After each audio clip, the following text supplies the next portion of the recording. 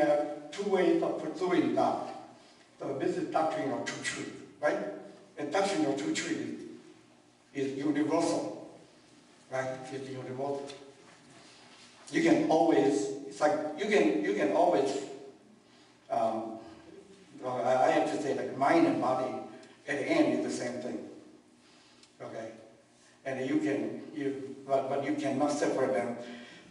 I shouldn't say more, but because let's go through the theory first. Okay, so we have Tao, and then in the world that we have Wu and Yo, with two ways of looking at it. Okay, this could be mind and body, doesn't matter. Okay. So this is up to here. This is all still true, real. They're all real. Okay, but now we get into problem now. When we develop the language, okay, when we say mind and body, right, we define it. We separate them. Okay, that's where we got into problem. We separate them because, so this is the whole the model. We have to find a way. We have this one is pure experience. Okay, we cannot talk about it. We know what it is. Okay, we know it is we'll call it one wholeness of everything. Okay, but we cannot say much about it. Okay, it's infinite, it's constant, it's never change, it's whatever, right? It's all negative way of saying it. Okay, but these two things are real in the sense that.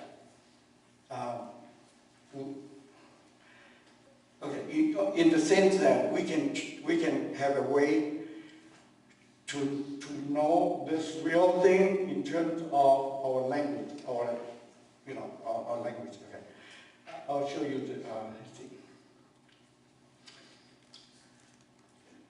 Let's see. So this is the of course, if you can achieve Tao, okay, I think the whole thing you probably have achieved it once, just a few times when you do meditation, right?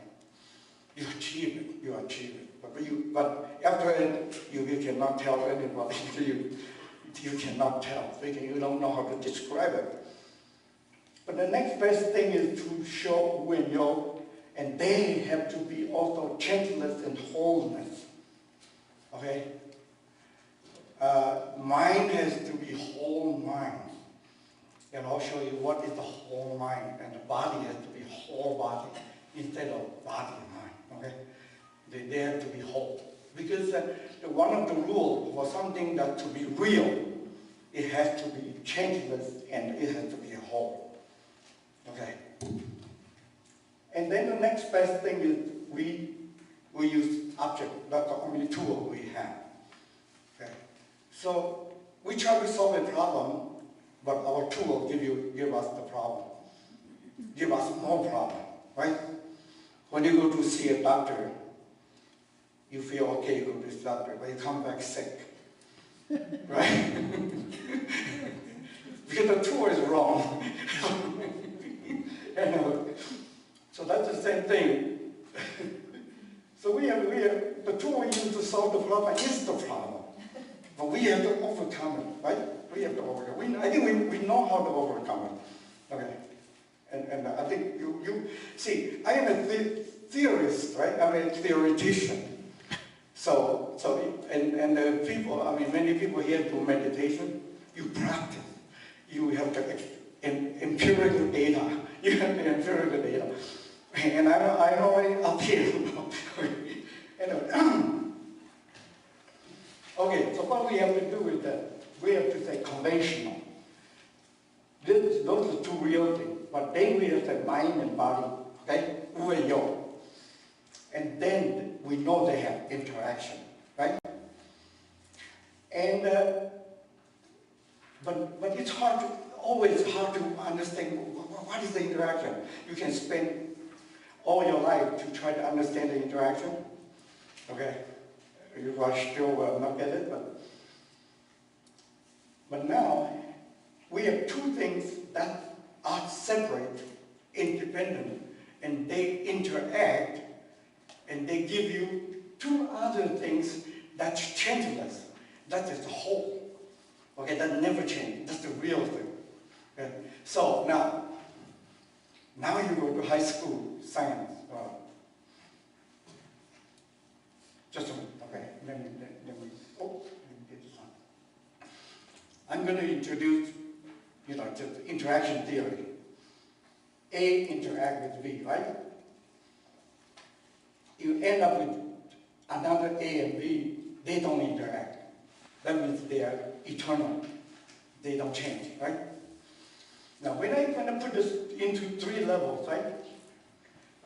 And people may say, that's not reasonable. But let's understand the 3 levels in terms of, this is Tang Dynasty, like 600 AD is in. See, I couldn't figure out his Chinese name. That's another problem I have.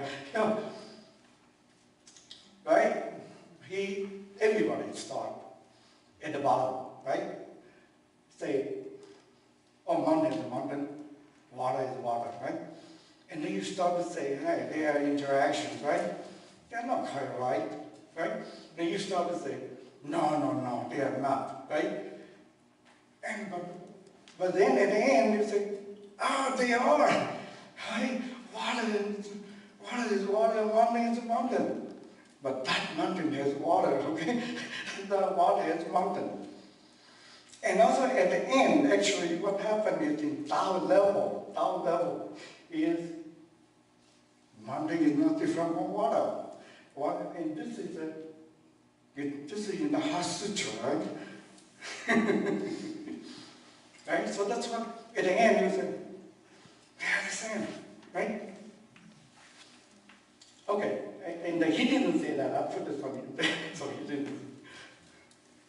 Okay, so we have a model. So anybody took any physics course, you have 2 states here.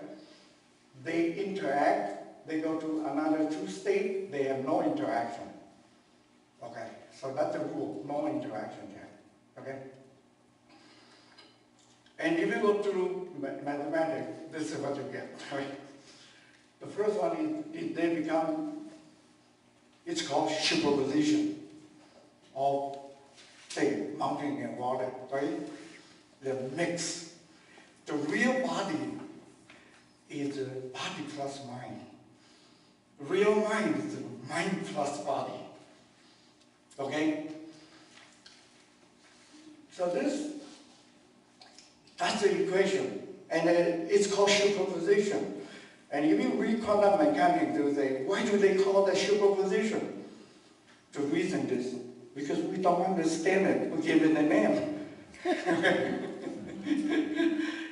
And that's true. I mean, that's what we have to do here. Your mind is superimposed with your body. What do you mean? I don't know. That's the way it is, right?